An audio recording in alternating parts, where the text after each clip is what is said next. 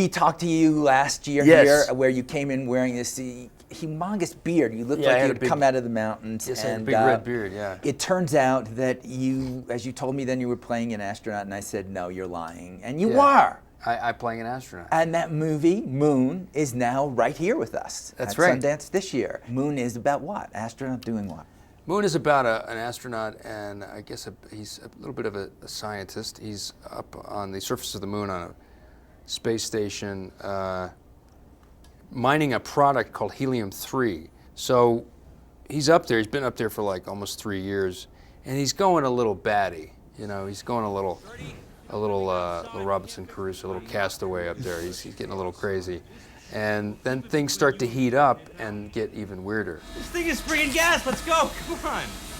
Just to check the exterior shell. Yeah, of course. Okay, Sam. Thank you. As I said before, I think it's like a really good Twilight Zone episode, you know. It is. It's also a little Jack Nicholson in The Shining, I guess. There's isolation is a big part of what this is. Yeah, absolutely. You talking to yourself, basically. But you don't. It's not just yourself. You do have a robot. Who seemed to me had the voice of Kevin Spacey. The voice of Kevin Spacey. I wish we'd had Kevin up there when we were actually shooting the movie.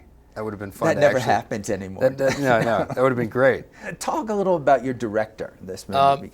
You know, he's a really talented guy. He's a young guy, and I guess he was really into sci-fi, and he's got a real cinematic encyclopedia in his head. Now, Duncan is also David Bowie's son. Absolutely. Yeah. Absolutely. So is there that sense? Well, I kept thinking of watching your character up there that you were listening to a little Ziggy Stardust or something was going on. Yeah. There's a song that I think David Bowie has about being on the moon or being in space, and I know David Bowie more as an actor than a musician, actually, and you do a little singing and dancing though in Moon, don't you? Do I? You do, oh, yeah. There's a little Walking in Sunshine. Oh yeah, that's going on in there. Yeah. That's. Aren't you glad I'm here because I can remind you what you do? I haven't. Yeah, I need to. You're see working a lot out there, but you are. You could sing a little of it if you want now. Yes. You know, to make you feel comfortable if you want to. Walking on sunshine. Oh no, I can't do it. No, see, I felt it then, though. Did you feel? I was brought back into the movie to do it. You know, Sam, I just read some interview with you where you said that the essential things that you needed to bring to do the Sundance experience were a lot of condoms, chaps, a thong, and a cowboy hat. And that wasn't in the Sundance catalog. It was none of that. You say these things as a joke, and then I didn't. They read end up in print. You forget they end up in print. Yeah, well, you know, I could probably give people tips on how to survive Sundance because I've been here like 5 times, maybe 6 times. I don't know. I think it's needed. Yeah, I really think. I could tell you seriously what you need to do, but you're the only guy who didn't say skis. I do think you should bring condoms, though. I think condoms is probably a good idea. I have a girlfriend. I don't need condoms, but you know, it's probably a good idea if you're down here and you're single. And I would definitely bring a lot of water and hydrate, a lot of hydration. The altitude is very dry up here. I would go to bed as early as you can. I know people are tempted to go to these parties. They want to drink a lot. You're against that.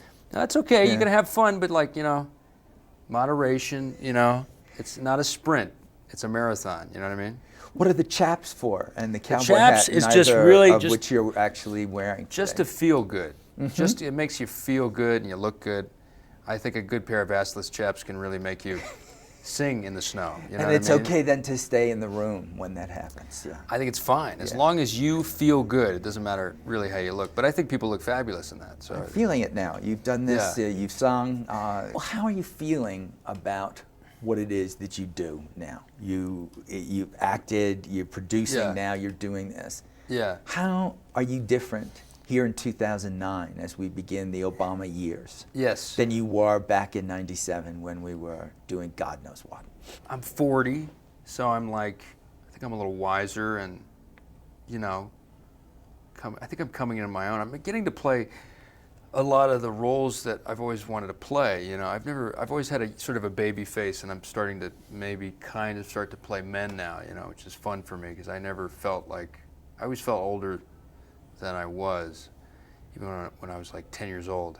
So Really? Yeah, I've never felt like my age till like maybe now. Now I feel I always felt like when I was 10 years old, I kind of felt like I was 40.